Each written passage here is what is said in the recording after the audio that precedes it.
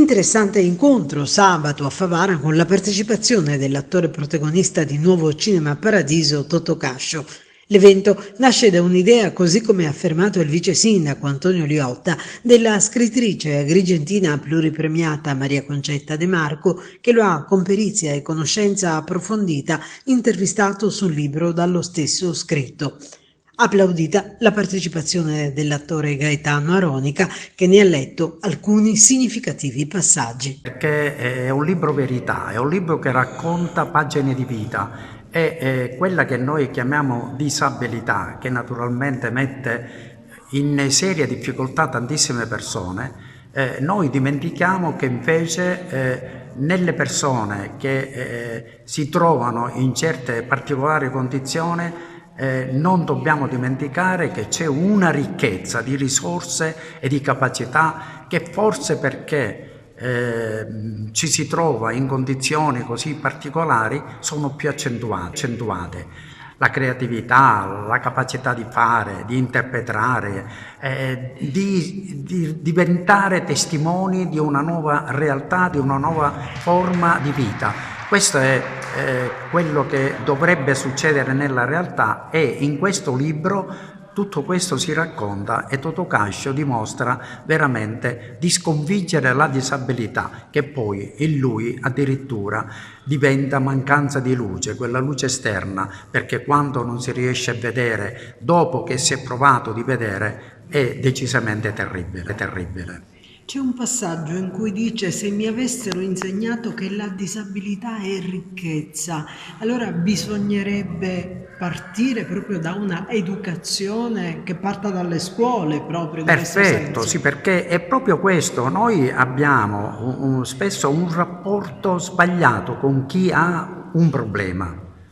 Lo chiamo problema, cioè non è malattia vera e propria, non è un problema di vera e propria malattia, ma un problema. Allora, se questo è un problema noi lo affrontiamo in maniera corretta e indichiamo la strada adeguata per superarlo, beh, allora il problema non esiste più e dobbiamo in questo caso scoprire le capacità. Prendiamo, ecco, Totò Cascio, prendiamo Bocelli. Bocelli è conosciuto in tutto il mondo ed è una delle persone che ha anche influenzato positivamente Totò Cascio ad aprirgli, possiamo dire, aprire gli occhi, anche se gli occhi sono come una luce, per dire: ma guarda che tu non sei malato, hai tante risorse e puoi andare avanti senza nessun problema e non avere paura, non avere vergogna, perché sono due forme negative che bloccano la capacità. Ragazzi e ragazze straordinari con la mia stessa problematica, anzi, addirittura ragazzi che sono nati ciechi e all'inizio sono entrato lì camuffato, non mi sono fatto riconoscere e mi hanno insegnato tanto, senza piangersi addosso, con determinazione, con serietà, con tenacia, a volte anche pure con dei litigi, perché ci sta.